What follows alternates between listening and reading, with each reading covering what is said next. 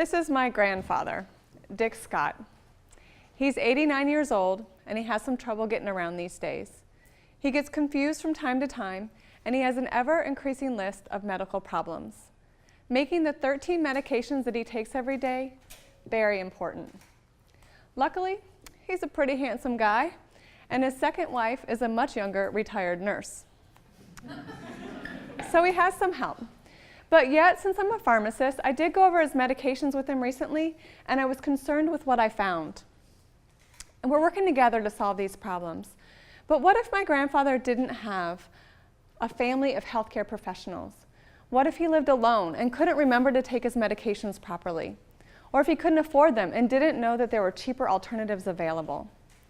You probably know someone in this situation because 40% of people over age of 65 take at least 5 medications a day. And many more are taking more than 20 medications a day. This is enough medication to confuse anyone. But for those who are mentally handicapped, disabled, or isolated, the risks of them managing their own medications goes up significantly. A patient taking this many medications is likely to have 3 to 5 that have serious side effects requiring monitoring. 1 or 2 of them aren't being taken at all because the patient had to choose food over money. And 6 to 8 of them are likely life-sustaining, meaning if they're not taken properly, it could cause hospitalizations or even death. And we can't put a dollar value on life, but it is estimated that the financial impact of medication-related problems and medication mismanagement is $418 billion in the year 2012.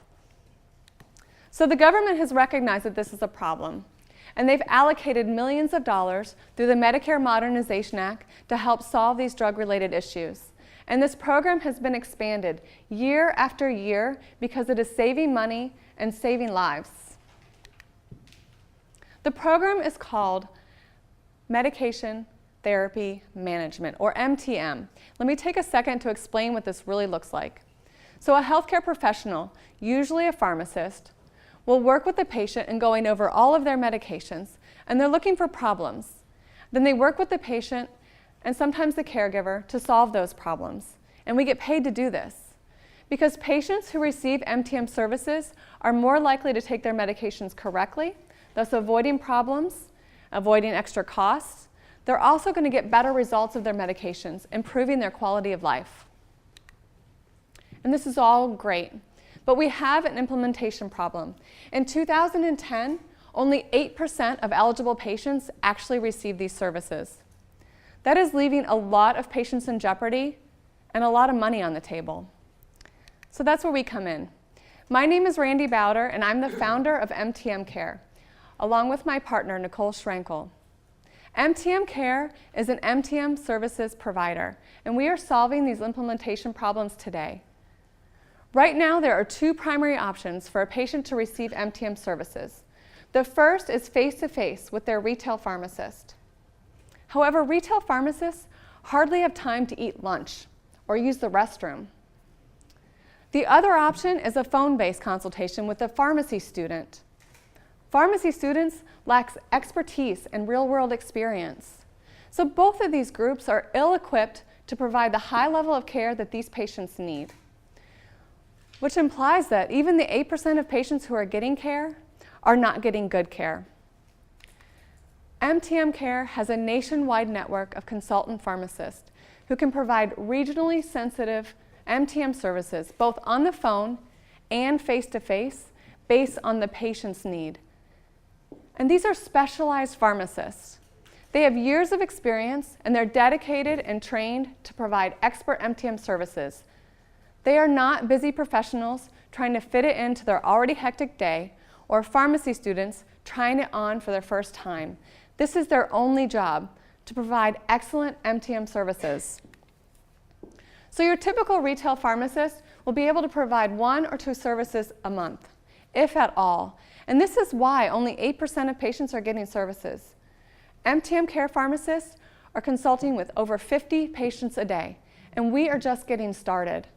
We have a backlog of pre-screened pharmacists who are anxious to start work with MTMCare.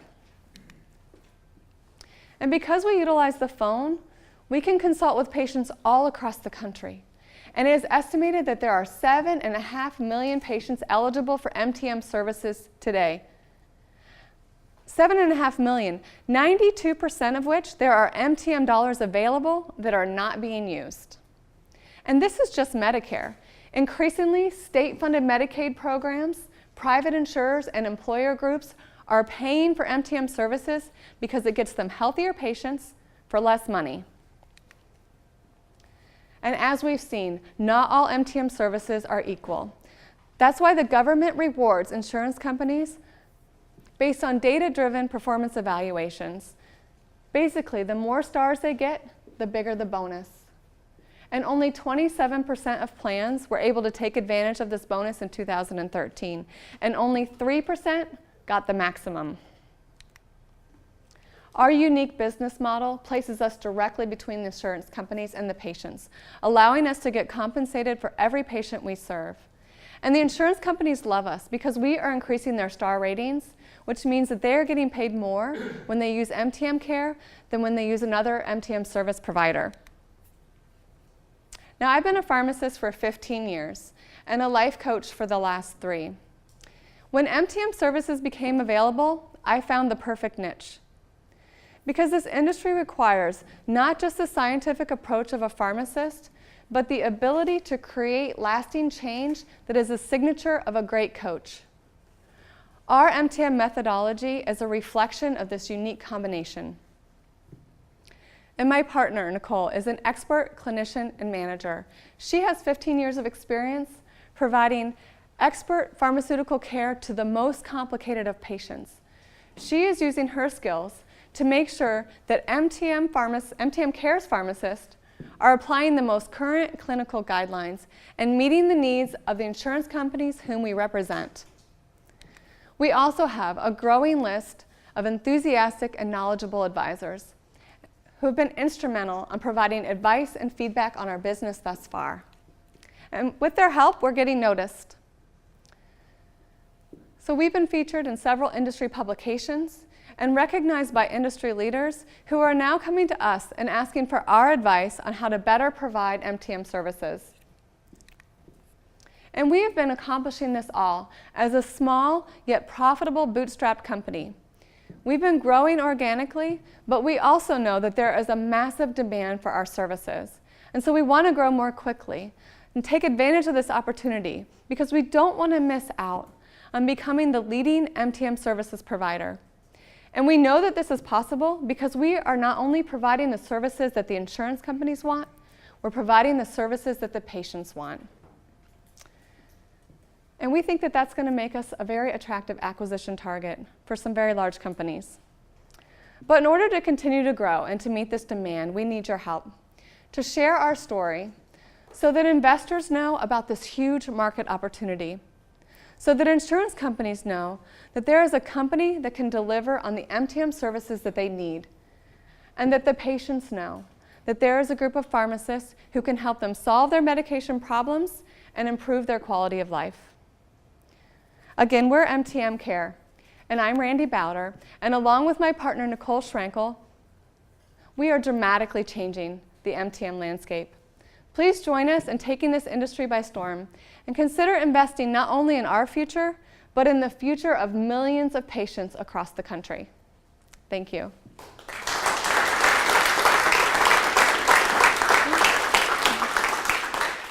Oh, thank you. I can see. In terms of your model, do you, the network of pharmacists that you have, Right. Are they consultants, or do they become part-time employees of yours? How does that Yeah, thank you for asking. Yes, we contract with them, so they are contract employees, which definitely allows us to be a bit more nimble and not have a huge overhead when we bring people on. So yeah. Nice job. Thank you. Can you give us an insight into your pricing and how you charge? What kind of margins you get out of it? Currently, we receive a fee for service. So for every consultation that we provide, we get paid for that. So there's an initial consultation, and then every problem that we find, we get and then we solve, we get paid for that also. But it's looking like it's going to be more of a per member per month fee. And so we'll be able to bill based on a population that we can serve, and it'll be an ongoing fee. It's a capitalized cost. That's right. Mm-hmm. Yeah. And what kind of margins do you expect? Well, I don't know exactly yet. Maybe 30%, maybe 20%. I mean, it kind of depends. Yeah. What's your connection to nursing homes and how that would be delivered?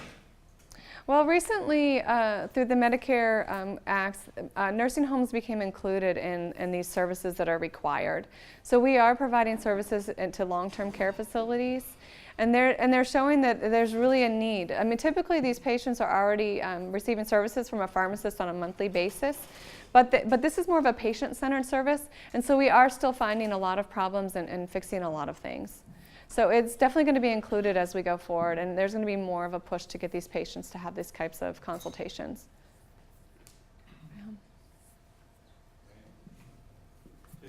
You mentioned earlier that a pharmacist can deal with 2 patients maybe a day because they're so busy, and your model shows that you can deal with up to 50 a day. Is that per consultant dealing with 50 or your company dealing with 50?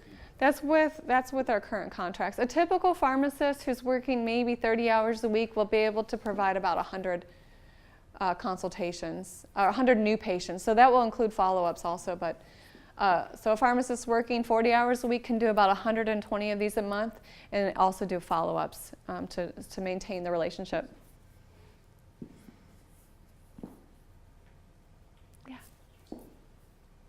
So I know he was getting it to some extent of, what's your cost of providing things. And one thing that just jumped out at me as you were saying that is you're going to be either relying on the patient to call you, or you're going to be proactively calling the patient. But then there's going to be, they're not home or they're not available to talk, and so there's a cost there associated with that. And that I would assume you would, as part of your management practices, track the efficiency then of each of the consultants and how often they're able to get with patients and things. Yeah, well, we've solved the problem of this, this cost of just calling to schedule the appointments we hire associates that do the calling for scheduling. So we definitely know what those costs are. We're growing so quickly, I'm not really sure what the margins will look at long term. But the consultants themselves do not schedule their own appointments. We do that all from an in-house. At lower cost. Yeah. And saving them. Exactly. So we have a support center here in Hood River, and we employ associates who do all the ancillary type work. So anything that's non-clinical, they are supporting the pharmacist. So the pharmacists basically sit down with their schedule, and they just call the patients that have already been lined up for them. Yeah. And I would expect pharmacists would love doing this work because it's less hours, it's during the day. How will their pay compare to being a pharmacist at Walgreens or CVS or something? The pay is just as good hourly or better, but there is some downtime that has to be built in. So there are some no-shows. There's some follow-ups that don't necessarily produce. So we are working with improving the efficiencies for the pharmacist also, but it actually is a better pay rate. Somebody has to take care of children or Exactly. an adult or something, they can still do their pharmacy work and still take care of people. Exactly. It's a fabulous job for our pharmacists. They get to do patient-centered clinical work from the comfort of their own home on their own schedule. And they control their own hours entirely. It's awesome. Yeah. I think we have one more question up here. Oh, you said you had a population that a signed up population you get paid for through the healthcare system. Mm-hmm. But the pharmacists that you're using, they only get billed when you're only getting billed by them when you actually use them.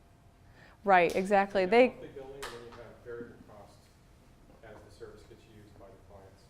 What's the question again? Well, I'm just trying to clarify if that's the way it works. Are these, they're basically getting paid piecemeal for whenever they get engaged? Right. They bill for their services, and all the money funnels to our company, and so then we pay them a portion of what they've billed. So they don't get paid unless they bill something. Right. And yeah. You're collecting monthly on each of the people you have signed up, whether they use the pharmacist or not. Eventually. Right now we get paid by fee for service only. So every service that we do. we get paid for. Yep. All right. Thanks, guys. Yeah, thank you. Oh, thank you. While I have the floor still, I wanted to take a minute and speak on behalf of the 6 companies that presented today. It's been a long and challenging 8 weeks to get us to this point, and we couldn't have done it without the speakers and the mentors, and then most importantly, the facilitators. So thank you, Robin and Jason and all the mentors for joining us. And I also wanted to mention Boda's Kitchen, whose food motivated us to keep coming back every week. And then thank you also family and friends and fans for coming today. It's definitely been a team effort for all of us getting to this point. And we certainly hope that it's just the beginning to many profitable companies and successful careers as entrepreneurs. So thank you very much for coming. Thank you. So,